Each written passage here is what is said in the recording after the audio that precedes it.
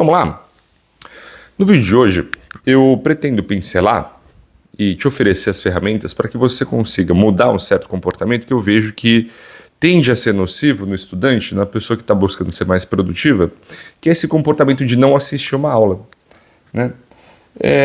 Eu vou buscar oferecer algumas explicações aqui, algumas delas muito intuitivas e outras nem tanto, mas principalmente te oferecer boas razões para você mudar seu comportamento e ir assistir a aula, né? Muitas razões e muitas justificativas, na verdade, muito pragmáticas. E a gente sempre tem que começar a nossa discussão partindo de cultura, né? Eu sei que a maioria de vocês não gosta de história, não gosta de sociologia, essas coisas, então eu não vou tocar nisso, mas vou partir da experiência empírica que você provavelmente já notou que no nosso país a gente tem um certo desrespeito para a autoridade, né? A gente tem uma falta de respeito, eu digo isso do ponto de vista literal mesmo, tá?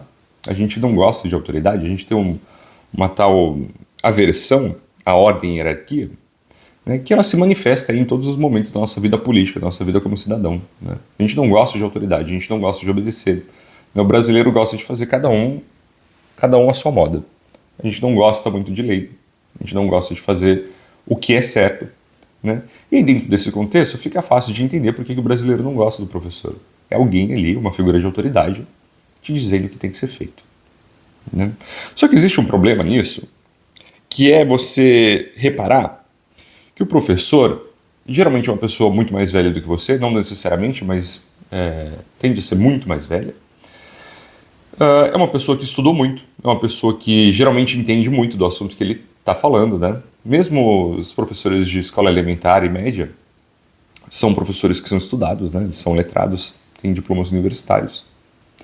E aí ele passou a vida inteira dele fazendo aquilo, né? Geralmente uma carreira acadêmica, e ele está ali para tentar te entregar um conteúdo mastigado, né? Te entregar a experiência dele, né, condensada, geralmente em 1 hora, 2 horas de aula, para que você não cometa os mesmos erros, né, que ele já cometeu em algum momento, ou que ele já viu outros estudantes cometerem, e que ele possa, principalmente, te fornecer ferramentas para que você possa se desenvolver como jovem profissional, né? Porque eu acredito que a finalidade da instrução universitária, da educação, é sempre formar bons profissionais.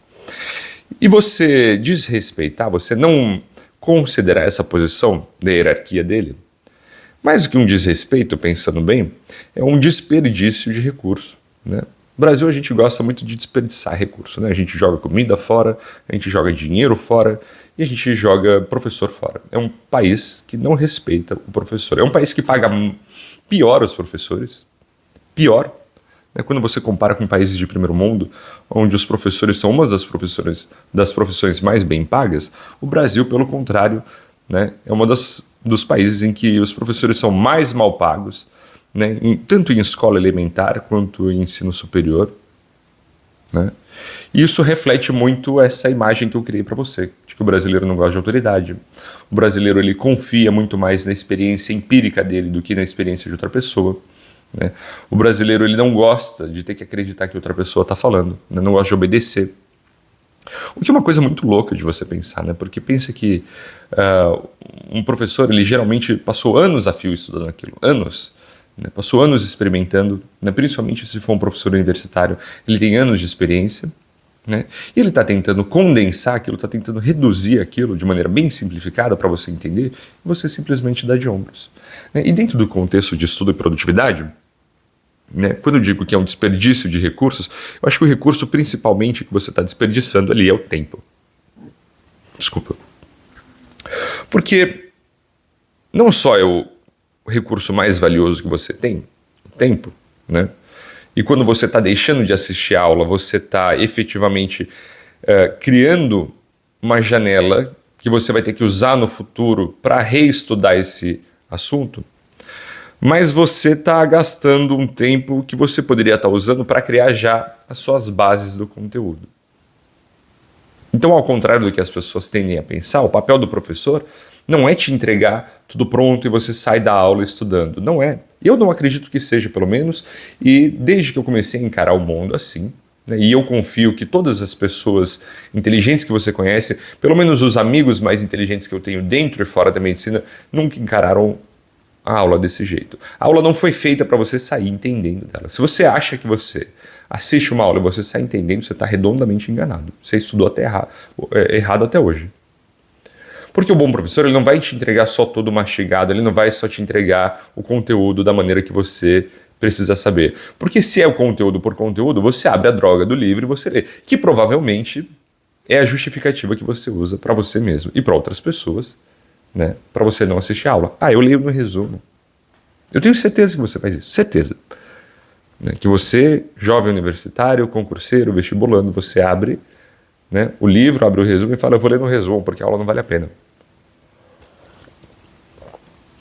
E considerando que é claro que existem professores ruins, professores com didática melhor, outros com didática pior, alguns professores têm prazer pelo ensino, outros nem tanto, você tem que perceber que o professor ele está ali, né, não para te dar tudo mastigado, como eu estava dizendo, né, porque senão você pega o resumo. Ele está ali primeiro para te cutucar as ideias, para te provocar um desconforto, para lançar as bases do seu conhecimento e te dar meios para que você comece a pensar a respeito do assunto, para você começar a pensar a respeito do assunto. Veja bem, para você começar a pensar a respeito do assunto. Presta atenção que essa é a parte importante do vídeo. O professor ele não está ali para te dar o conteúdo e você sair entendendo tudo. Ele está ali para instigar o teu pensamento. Onde que você vai aprender? Em casa. E aí a gente volta, né, no conceito que eu sempre digo, que é você só aprende quando você estuda com questão. Por quê? Porque aí você já voltou para casa, você já estudou, você conseguiu elaborar aquele pensamento que aquele professor começou a te propor ali, e aí você vai aplicar. E aí quando você aplica na questão, você percebe que você erra, que você tem dúvidas, que você tem um erro de interpretação daquela matéria e que você precisa de outra pessoa para conseguir te oferecer, né, outras ferramentas para você conseguir entender aquela matéria. Vou te dar um exemplo, tá? Anatomia é sempre o terror dos alunos de medicina. É um terror porque é extenso, são muitos nomes que você está começando a aprender, né, que você nunca viu fora da medicina, e são muitos jeitos de você conseguir enxergar e organizar, né, dentro da organização normal do corpo humano, que você tem que aprender a nomear e saber apontar onde estão localizadas cada uma das estruturas e saber as funções. E é claro que você vai pensar assim quando você está no começo da faculdade. De novo, esse é só um exemplo da medicina, mas que você vai levar aí para a sua área do conhecimento, né? Se é só aprender a nomear e dar função, eu abro a droga do livro, né, vejo o que está escrito e dane-se, eu decoro. Só que, se você for abrir um livro de anatomia, né, e quem é da medicina lembra disso, porque já passou por isso, os livros de anatomia têm 1.300 páginas. O menor tem 1.300 páginas. O maior tem mais de 2.000, tem 2 volumes. Né? Muito mais de 2.000. Acho que são 2.700 páginas, se eu não me engano, humor. E você pega aquilo e você vai tentar ler.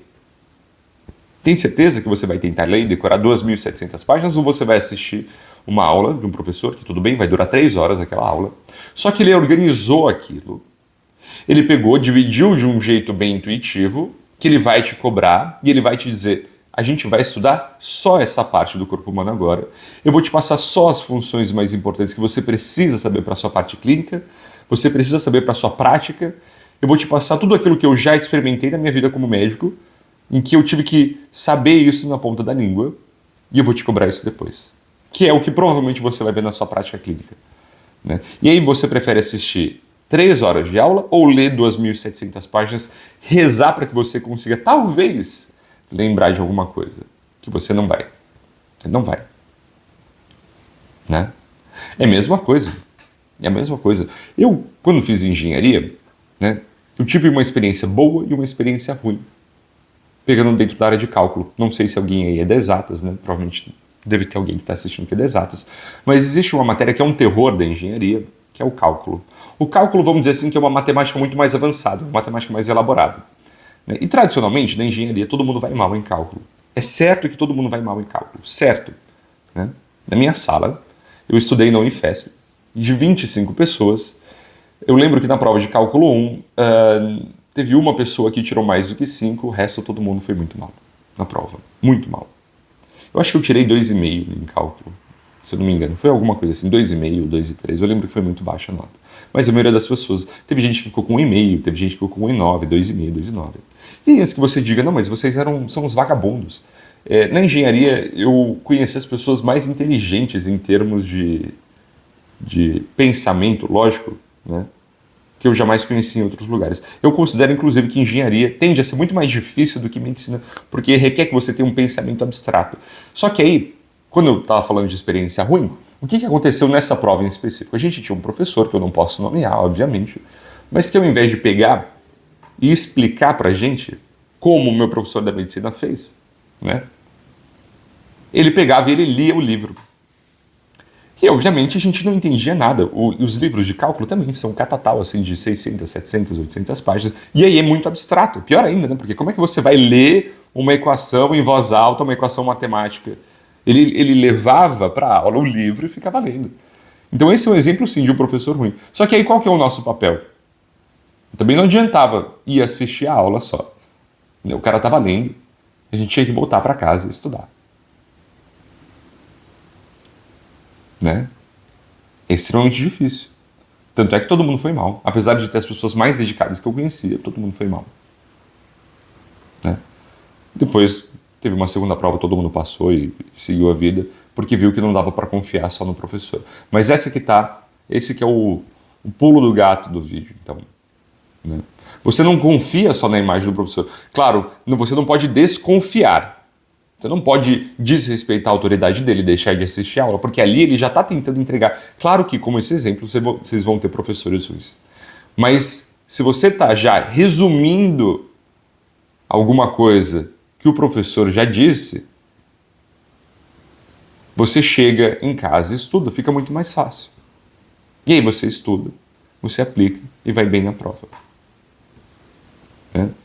Porque o papel do professor ali, de novo, não é fazer você sair entendendo, é ele te dar a base para você estudar. Né? Ele está condensando o conhecimento para você. Porque se você não faz isso, né? Se você fazia como o professor fazia, quase que eu falei o nome dele aqui, o que acontece é que você vai gastar o dobro de tempo. Você vai assistir. Se você não assiste a aula, desculpa, você vai ter que ler a primeira vez em casa, você vai ter que entender a primeira vez em casa, uma coisa que ele já entendeu, ele já resumiu, aí você vai ter que resumir em casa, para aí depois você começar a entender o resumo, para você começar a aplicar depois. Quer dizer, aquelas 3 horas que você tinha de aula, de repente viraram 10 horas para você entender o conteúdo. E aí o seu trabalho fica multiplicado. Uma coisa que era para ser simples, para você passar num curso, para você passar numa prova, de repente vira uma coisa muito mais complexa. Né? E geralmente isso parte de um ponto de vista de arrogância. Né? Como eu dizia no começo do vídeo, o brasileiro ele tende a ser muito arrogante. Ele tende a falar, não, eu consigo. Para que esse cara está me falando aí? Quem que ele acha que é? Ele confia muito mais na experiência dele do que numa experiência de alguém que se pretende a ter um posto de autoridade. E a intenção desse vídeo é fazer você perceber e pensar, de novo, né, sobre isso. Né? Sobre um ponto de vista pragmático, é muito mais econômico você assistir a aula do que tentar fazer tudo por conta própria. Resume o seu tempo. Vai assistir a aula. Anota, presta atenção, faz perguntas. Né? Aquela pessoa que está ali na sua frente, ela está ali por uma razão. Não é só porque ela estudou, isso não dá o direito automático dela, né, de te ensinar alguma coisa, mas ela resume o assunto para você, ela condensa o assunto para você, né, e isso vai facilitar o seu estudo. O professor ele é um facilitador e alguém que vai te cutucar as ideias. Da mesma maneira que você assiste os meus vídeos, eu espero que você não saia, né, você não desligue o vídeo depois achando que você sabe tudo, que você entendeu tudo. Provavelmente você vai ter que desligar o vídeo, ficar pensando. Se você quiser, você volta e assiste de novo. Manda para um amigo seu, discute a ideia, porque é assim que você vai conseguir elaborar esse conhecimento, né, que eu estou tentando passar por aqui. Porque se você só assistir uma vez, com certeza você vai esquecer, você não vai nem lembrar que eu existo. Você pode fazer inscrição no meu canal, inclusive se inscreve, se você nunca se inscreveu, assiste outros vídeos e aí começa a pensar sobre a coisa. Comece a elaborar melhor. Volta para assistir de novo. Porque eu estou tentando passar tudo que eu sei aqui, tudo que eu já passei, todas as experiências certas e erradas, sempre de uma maneira resumida, com a mesma intenção de um professor universitário ou de um professor do elementar. Estou te falando para você não errar na sua vida as coisas que eu já fiz e eu já errei. Então, você pode ter certeza que eu já muitas vezes deixei de assistir a aula, porque eu pensava, não, eu já entendo esse conteúdo, eu já sei, eu vou ler o resumo. Eu vou ler o resumo. Quantas vezes eu já não falei isso? E aí quantas vezes, por um acaso, eu tomei pau naquela matéria depois, porque eu fui confiar no resumo, e aí ao invés de confiar naquilo que o professor estava falando, que era o que caía, eu confiei na minha intuição, né, na minha teimosia e me dei mal. Para esse vídeo não ficar muito longo, eu vou encerrar ele por aqui, mas eu quero sempre encerrar ele com uma pergunta, né? Uma pergunta não, né? Com uma proposta, como eu faço em todos os vídeos. Quer dizer, para pensar na sua vida, quantas vezes alguém numa posição de autoridade, alguém que tinha mais experiência que você, foi te fazer uma proposta, tentou te explicar alguma coisa e você recusou, você decidiu que não valia a pena, por razão nenhuma, por pura teimosia, né? E como você poderia ter resumindo não, né? Como você poderia ter se beneficiado se você tivesse dado ouvidos àquela pessoa? O quanto aquilo poderia ter te economizado tempo, dinheiro ou frustração se você tivesse dado ouvidos àquela pessoa? Principalmente dentro do contexto de produtividade, né? Principalmente dentro do contexto de estudo aí. Então desliga esse vídeo agora e vai pensar um pouco. Escreve um pouco daquilo que eu te falei, se te serviu de alguma coisa. Escreve mesmo, se você não tem um diário, um caderninho, compra um, né? E aí você anota suas reflexões, anota o que você aprendeu, né? E pensa um pouco, pensa um pouco. Se você quiser, volta e assiste de novo, mas pensa um pouco, que você vai ver, que você vai conseguir aproveitar muito melhor do que simplesmente se você desligar e falar, não, eu já sei disso, eu entendo isso.